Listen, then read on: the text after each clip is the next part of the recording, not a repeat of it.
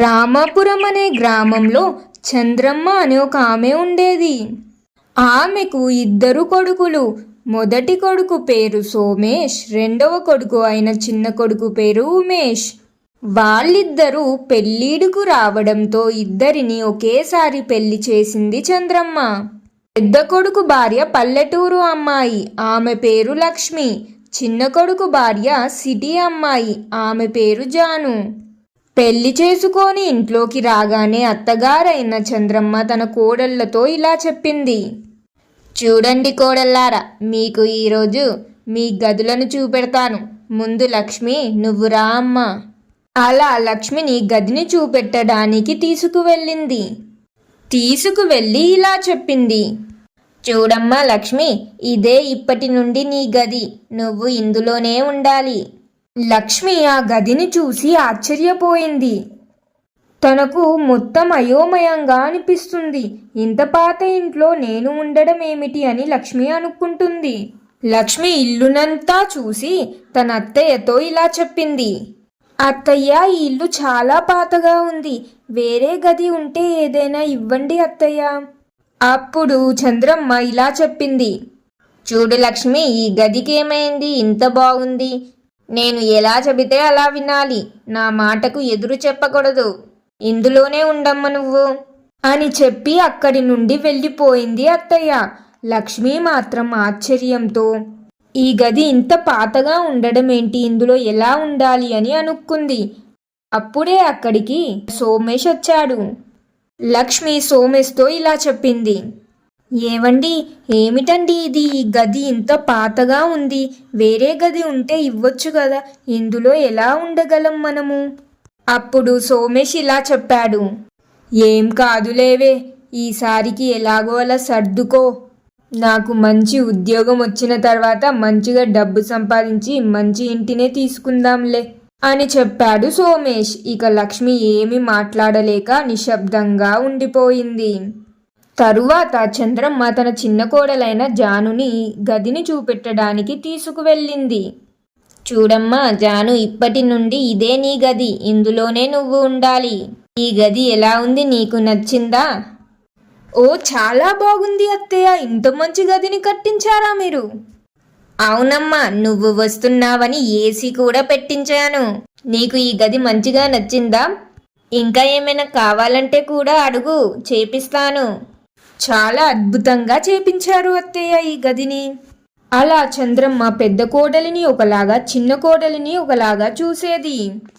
లక్ష్మి జాను ఉన్న గదిలోకి వచ్చి మొత్తం చూసింది. తాను ఆశ్చర్యపోయింది. మాకెందుకు అలా పాత గదిని ఇచ్చింది, వీళ్ళకెందుకు ఇలా కొత్త గదిని ఇచ్చింది అని తన మనసులో అనుకుంది. అప్పుడే చంద్రమ్మ అక్కడికి వచ్చి ఇలా చెప్పింది లక్ష్మితో. ఏంటి లక్ష్మి, ఈ గదిలో ఏం చేస్తున్నావు? అయినా నువ్వు అనుకొని ఉండవచ్చు, చిన్న కోడలికేమో మంచి గది ఇచ్చి మాకేమో పాత గదిని ఇచ్చావు అని. నువ్వంటే అర్థం చేసుకుంటావని ఇచ్చానమ్మా. ఈ ఇంట్లో 3 గదులు ఉన్నాయి. ఒకటి నేను వాడుకుంటాను, ఇంకొకటి మీకిచ్చాను, ఇంకొకటి ఇది మాత్రమే చాలా మంచిగా ఉంది. నేను ఉండేది కూడా అంత మంచిగా లేదులే. నువ్వు అర్థం చేసుకుంటావని ఇచ్చాను. ఎంతైనా నువ్వు పల్లెటూరు నుంచి వచ్చావు కదా, ఇవన్నీ నీకు తెలిసినవే, నీకు అలవాటైనవే కదా. జాను అంటే సిటీ నుంచి వచ్చిన అమ్మాయి. తాను ఏసీలోనే పుట్టి పెరిగింది.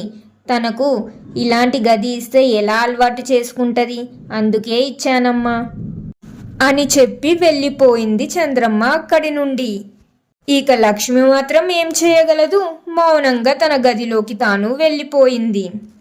ఒకరోజు సోమేష్, ఉమేష్ ఇద్దరూ వచ్చి తమ భార్యలతో మరియు చంద్రమ్మతో ఇలా చెప్పడం మొదలుపెట్టారు. అమ్మ, మాకు ఉద్యోగం వచ్చింది, కానీ ఇక్కడ కాదు, సిటీలో. మేము ఇప్పుడు సిటీకి వెళ్ళాలి. మీరు ఇక్కడే జాగ్రత్తగా ఉండండి. లక్ష్మి, అమ్మను మంచిగా చూసుకో. మీకు ఏమైనా డబ్బులు అవసరం ఉంటే ఫోన్ చేసి అడగండి, పంపిస్తాను. అప్పుడే సోమేష్ ఇలా చెప్పడం మొదలుపెట్టాడు. అమ్మ, జానుని మంచిగా చూసుకో. ఆమె ఇప్పటికే సిటీ నుంచి వచ్చిన అమ్మాయి. కొంచెం తనకు ఈ పల్లెటూరు వాతావరణం అలవాటు ఉండదు. కావున నువ్వే చూసుకో అమ్మ, జాగ్రత్తగా. సరేలేరా, మీరు ఏం భయపడకండి. నేను ఇద్దరు కోడళ్లను జాగ్రత్తగా చూసుకుంటాను. మీరు మంచిగా వెళ్ళి ఉద్యోగం చేసుకోండి. అలా సోమేష్ మరియు ఉమేష్ ఉద్యోగానికి అని సిటీకి వెళ్ళిపోయారు. ఇప్పుడు ఇంట్లో మిగిలింది కేవలం చంద్రమ్మ మరియు ఇద్దరు కోడళ్ళు మాత్రమే. ఇప్పటి నుండి మొదలవుతుంది అసలు కథ. లక్ష్మి పొద్దున్నే లేచి ఇంట్లో అన్ని పనులు చేస్తుంది. చంద్రమ్మ మరియు చిన్న కోడలు మాత్రం ఇంట్లో ఒక గ్లాస్ కూడా తీసి ఇంకో చోట పెట్టడం లేదు. అనగా ఒక చిన్న పని కూడా చేయడం లేదు. లక్ష్మిని మొత్తం పని మనిషిలాగా చేసేశారు. ఏ పని అయినా లక్ష్మికే చెబుతున్నారు. ఎండాకాలం వచ్చింది. లక్ష్మి గదిలో ఫ్యాన్ కూడా లేకపోవడంతో తనకు రాత్రిపూట చాలా చెమటలు పడుతున్నాయి. తనకు అసలు రాత్రి నిద్రనే పట్టడం లేదు. దానితో మరుసటి రోజు ఉదయం అత్తయ్య దగ్గరికి వచ్చి ఇలా చెప్పింది లక్ష్మి. అత్తయ్య, నా గదిలో ఫ్యాన్ కూడా లేదు. ఎండలు చాలా కొడుతున్నాయి. నాకు ఈ చెమటలతో రాత్రిపూట నిద్ర కూడా రావడం లేదు. ఫ్యాన్ని తెచ్చి పెట్టియండి అత్తయ్య. అయ్యో, అవునా లక్ష్మి, నాకు ముందే చెప్పలేదేంటి? సరే, తెప్పిస్తానులే అని చెప్పింది చంద్రమ్మ. తరువాత అప్పటికే జాను వచ్చి చంద్రమ్మతో ఇలా చెప్పింది. అత్తయ్య, ఎండలు బాగా కొడుతున్నాయి. ఈ ఎండలలో నాకు మంచి ఫ్రిడ్జ్ కావాలి. ఎందుకంటే నేను మంచి మంచి కూల్ డ్రింక్స్ అవి తెచ్చుకొని ఫ్రిడ్జ్లో పెట్టుకొని తాగుతాను. తెప్పియండి అత్తయ్య. చిన్న కోడలు ఫ్రిడ్జ్ తెప్పిమనగానే చంద్రమ్మ ఒక నిమిషం కూడా ఆగకుండా, అవునా జాను, నీకు ఫ్రిడ్జ్ కావాలా? పద వెళ్ళి మంచి ఫ్రిడ్జ్ని కొనుక్కుందాం. సరే అత్తయ్య, మీరు చాలా మంచివారు. చెప్పగానే కొనుక్కుందామని చెబుతున్నారు. పదండి, ఇప్పుడే వెళ్ళి తెచ్చుకుందాం అని ఇద్దరు ఫ్రిడ్జ్ తెచ్చుకోవడం కోసం బయటికి బయలుదేరుతున్నారు. అప్పుడే లక్ష్మి వచ్చి, ఎక్కడికి వెళ్తున్నారత్తయ్య? నేను కూడా రానా? వద్దమ్మా లక్ష్మి, ఇంట్లో ఎవరు ఉండరు. నువ్వు ఇంటిని చూసుకో. మేము ఫ్రిడ్జ్ కొనడానికి వెళ్తున్నాము. జానుకి ఫ్రిడ్జ్ కావాలంట. ఎండలు బాగా కొడుతున్నాయి కదా, తాను కూల్ డ్రింక్స్ అవి ఇవి ఫ్రిడ్జ్లో పెట్టుకుంటుందంట. అవునా అత్తయ్య, అలాగే వచ్చేటప్పుడు ఒక ఫ్యాన్ కూడా తీసుకురండి అత్తయ్య. నాకు రాత్రిపూట ఎండలకు చెమటలు వచ్చి నిద్ర పట్టడం లేదు. సర్లే అమ్మ, ఉంటే చూస్తానులే అని చంద్రమ్మ మరియు జాను ఇద్దరు బయటికి బయలుదేరారు. ఫ్రిడ్జ్ షాప్కి వెళ్ళారు. జాను చాలా ఖరీదైన ఫ్రిడ్జ్నే కొనింది.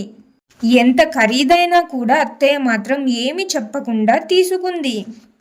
ఫ్రిడ్జ్ని తెచ్చి ఇంట్లో పెట్టారు. అప్పుడు లక్ష్మి చంద్రమ్మ దగ్గరికి వచ్చి ఇలా చెప్పింది. అత్తయ్య, ఫ్యాన్ని కూడా తేమని చెప్పాను కదా, తీసుకొని రాలేదేంటి? అయ్యో, నాకు గుర్తులేదమ్మా, మర్చిపోయాను. ఇంకోసారి వెళ్ళినప్పుడు తెస్తానులే అని చెప్పడంతో లక్ష్మి బాధగా గదిలోకి వెళ్ళిపోయింది. ఇలా వారం రోజులు అయిపోయింది. రాత్రిపూట చెమటలకి లక్ష్మికి నిద్రనే పట్టడం లేదు. ఒకరోజు జాను చంద్రమ్మ దగ్గరికి వచ్చి ఇలా చెప్పింది. అత్తయ్య, నా గదిలో ఉన్న ఏసీ పాడైపోయింది అత్తయ్య.